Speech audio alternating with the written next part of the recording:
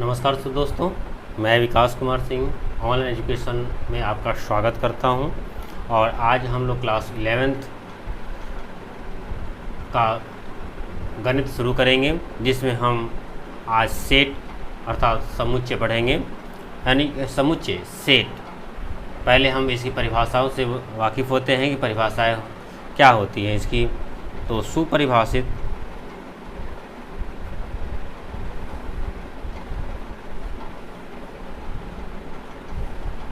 वस्तुओं के संग्रह को समुच्चय कहते हैं।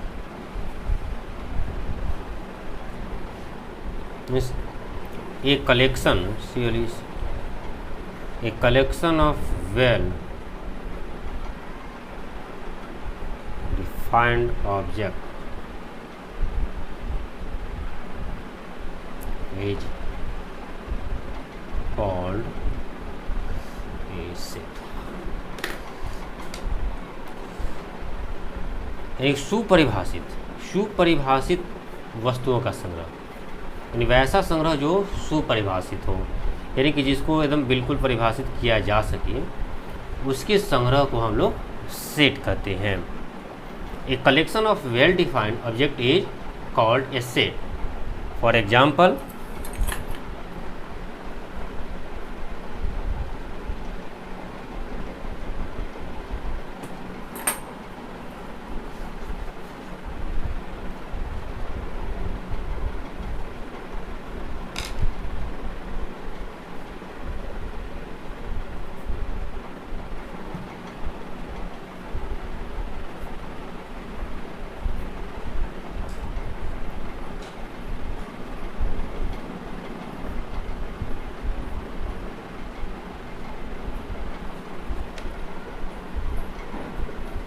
यानी कि जे अक्षर से प्रारंभ होने वाले वर्ष के सभी महीनों का नाम। यानी कि यहाँ एकदम बिल्कुल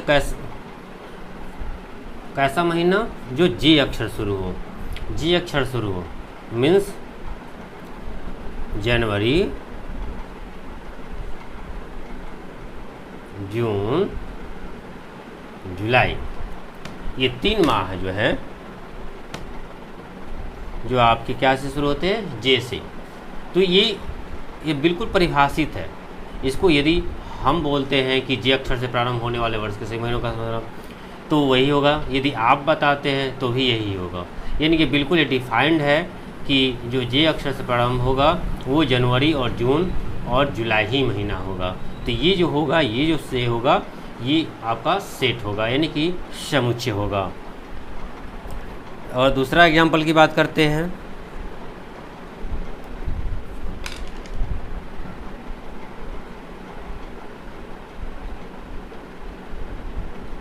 तो आपकी कक्षा के सभी विद्यार्थियों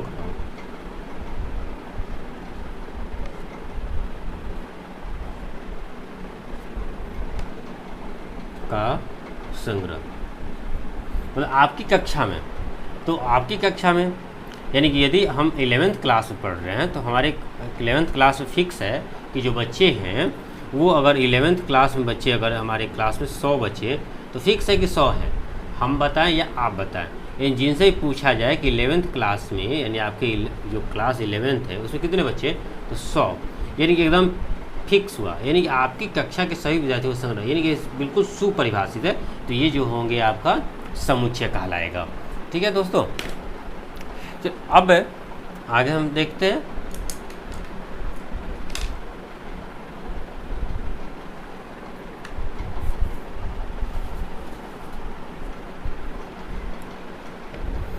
सुपरिभाषित वस्तुओं के संग्रह को समुच्चय कहते हैं। A collection of well defined object is called a set. ये बिल्कुल आपको ध्यान रखना का वेल डिफाइंड, यानी वेल डिफाइंड ऑब्जेक्ट, वैसा ऑब्जेक्ट जिसको वेल डिफाइंड किया गया हो वही आपका सेट कहलाएगा। यदि डिफाइन वेल डिफाइंड नहीं है तो सेट नहीं होगा, यानी कि समुच्चय नहीं होगा।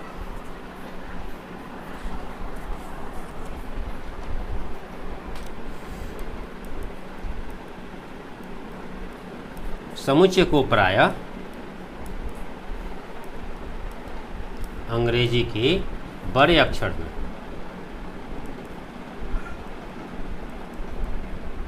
अक्षर से निरूपित करते हैं।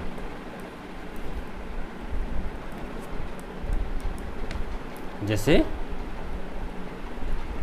ABCXY,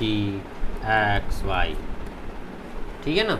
यानी जब भी हम समुच्चय को निरूपित करें तो हमें कैपिटल लेटर का उपयोग करना चाहिए, ठीक है ना।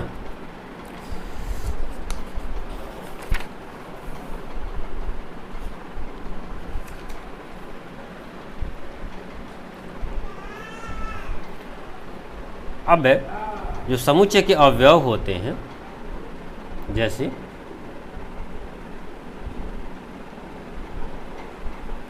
समुच्चय के अवयव, आप अवयव बोलो,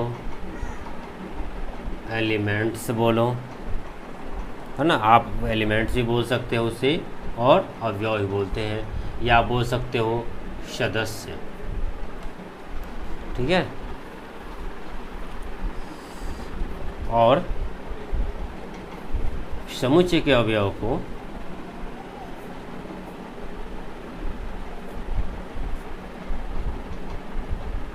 अंग्रेजी के स्मॉल लेटर से निरूपित किया जाता है।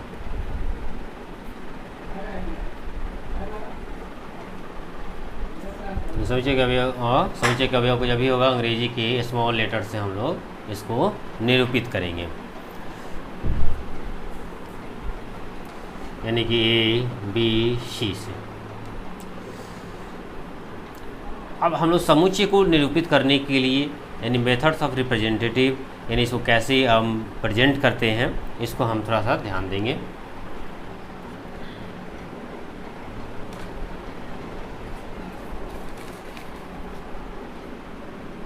यानी समुच्चय को निरूपित करने के लिए दो विधियां हैं, 2 मेथड्स।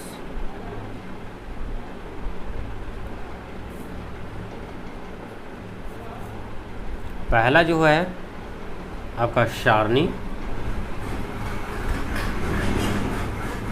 या तालिका रूप, सारणी या तालिका रूप, यानी कि इसको आप बोल सकते हैं टेबुलर फॉर्म और रोस्टर फॉर्म।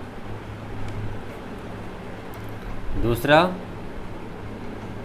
प्रतीकात्मक या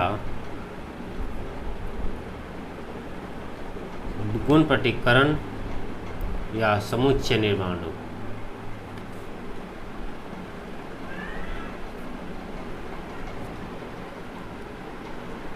यानी सिंबॉलिक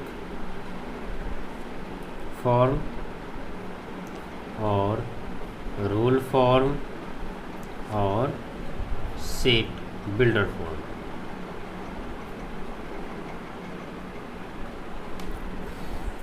यानी कि हम किसी भी समुच्चय को 2 तरीक़ा से निरूपित कर सकते हैं। आप या इसको सारणी या तालिका रूप में कर सकते हो, या प्रतीकात्मक या गुण प्रकटीकरण या समुच्चय रूप, यानी कि सिंबॉलिक फॉर्म और रूल फॉर्म और सेट बिल्डर फॉर्म में हम लोग प्रदर्शित कर सकते हैं, बता सकते हैं। अब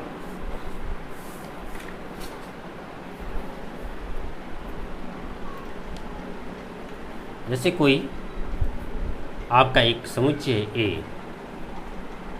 इसके 2, 4, 6, 8, 10, यानी समुच्चय A की जो सदस्य हैं 2, 4, 6, 8, 10, यानी बिल्कुल अब क्या है, ये संग्रहित किया गया है 2, 4, 6, 8, 10 को। तो ये जो है समुच्चय है, इसमें 2 जो है इसका सदस्य है, 4 जो है A का सदस्य है, 6 भी, यानी A के ये समुच्चय के 2, 4, 6, 8, 10 ये सभी क्या हैं, सदस्य हैं। यदि सदस्य हैं यानी कि 2, यहाँ लिख सकते हैं 2 सदस्य है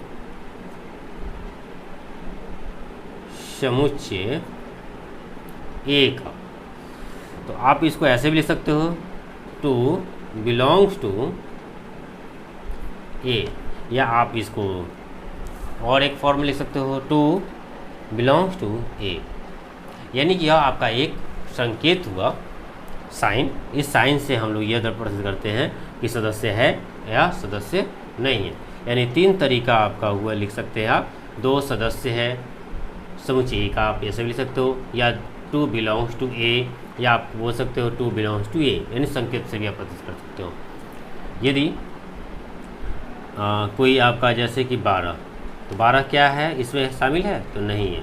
तो 12 जब शामिल नहीं है तो लिख सकते हैं 12 सदस्य नहीं है समुच्चय ए का। ठीक है, तो आप एक तरीका दूसरा कर सकते हो, 12 डज नॉट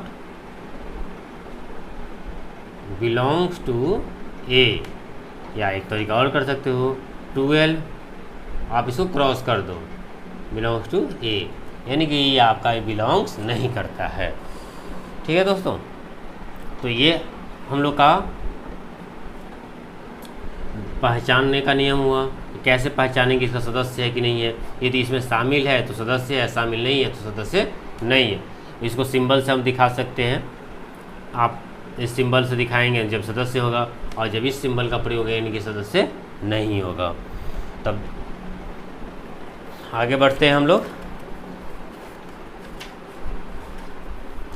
अब जैसे कि हमने बताया था कि समुच्चय को निरूपित करने के लिए, जैसे कि हमने आपको अभी बताया था, समुच्चय को निरूपित करने के लिए 2 मेथड्स हैं, 2 तरीके हैं, एक टेबुलर फॉर्म और एक बिल्डर फॉर्म, यानी कि सारणी रूप या समुच्चय निर्माण रूप, या 2 तरीकों से निरूपित कर सकते हैं।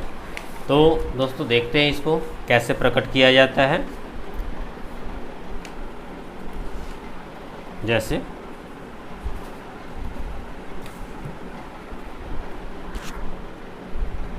एक समुच्चय मान लीजिए कि ए है, एक समुच्चय ए है और इसके अवयव जो है 1, 2, 3, 6, 9, 18। ठीक है ना, ये इसके मेंबर है, सदस्य हैं। तो 1, 2, 3, 4, 6, 9, 18। तो यह जो हम लोग का फॉर्म हुआ, ये हो गया रोस्टर फॉर्म। इसको बोलते हैं रोस्टर फॉर्म, या आप इसको टेबुलर फॉर्म, या आप जब हिंदी बोलेंगे तो रोस्टर फॉर्म का मतलब होता है तालिका रूप, और टेबुलर फॉर्म का मतलब होता है सारणी रूप। ठीक है ना, यानी कि आप इस मेथड से यदि किसी समुच्चय को निरूपित करते हैं तो इसी को हम बोलते हैं रोस्टर फॉर्म बोलिए, टेबुलर फॉर्म बोलिए, या रोस्टर फॉर्म को हिंदी में तालिका रूप बोलते हैं और टेबुलर फॉर्म को सारणी रूप, यानी इसको बोला जाता है। ठीक है, अब क्या है कि अब हम दूसरा जो विधि था हमें प्रतीकात्मक या गुण प्रकटीकरण रूप। तो जैसे इसी को हम लिखते हैं x एक धन पूर्णांक है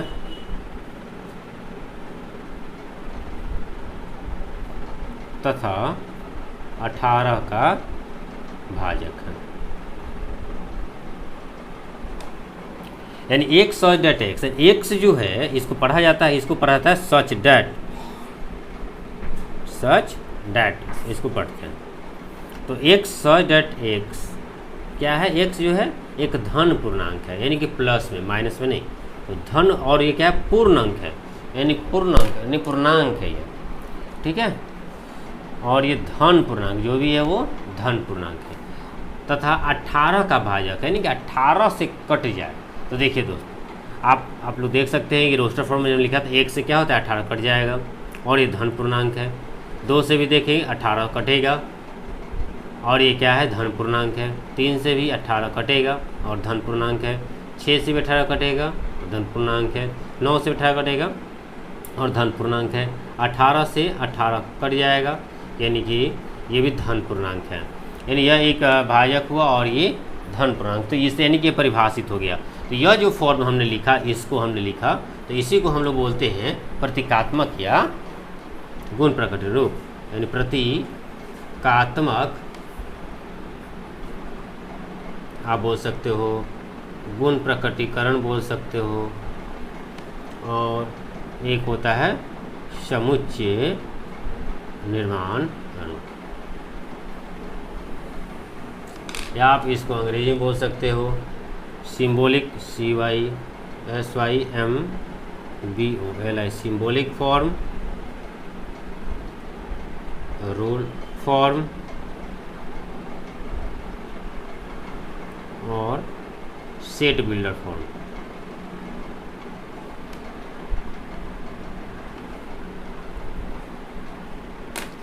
तो आपको यहाँ दोनों फॉर्म का हमने बताया, आपको क्लियर यहाँ समझेंगे। पहला जो हमने एक समुच्चय को दिखाया, जो यदि हम इस समुच्चय को एक मझोले कोष्ठ के अंतर्गत हम दिखाते हैं, प्रदर्शित करते हैं, तो इसको हम लोग बोलते हैं रोस्टर फॉर्म, टेबुलर फॉर्म, यानी रोस्टर फॉर्म को हम तालिका रूप भी बोलते हैं और टेबुलर फॉर्म को सारणी रूप, यानी इसको। दूसरा जो मेथड हुआ, जो सेकंड मेथड है हम लोग का, सेकंड में है क्या है, को हम इसी को प्रदर्शित कर रहे हैं किस रूप में, तो समुच्चय निर्माण रूप में। तो एक्स और एक्स जो है एक धन पूर्णांक है, धन यानी कि प्लस में है वो, ठीक है, पॉजिटिव है, निगेटिव नहीं, पूर्ण अंक है। तो अब क्या है, और जो कि 18 का भाजक है, यानी कि 18 डिवाइड हो जाता है उन अंकों से। तो उन अंकों से डिवाइड होने के लिए, यानी वो अंक क्या होंगे, 1 2 3 4 6 9 18। तो आप इसको इस रूप में यदि लिखते हैं तो इस रूप को हम प्रतीकात्मक या गुण प्रकटीकरण रूप या समुच्चय निर्माण रूप बोलते हैं, यानी सिंबॉलिक फॉर्म, रूल फॉर्म और सेटफुल फॉर्म। ठीक है, तो दोस्तों आज का वीडियो आपको कैसा लगा, आप निश्चित रूप से कमेंट करें, लाइक अवश्य करें, और यदि हमारे चैनल पर नए हैं तो सब्सक्राइब करें, और जो बेल आइकन है उसको दबाना ना भूलें, जिससे कि आप नए नोटिफिकेशन जब भी आए आपको जल्दी प्राप्त हो जाए। चल धन्यवाद दोस्तों, फिर मिलते हैं अगले वीडियो में।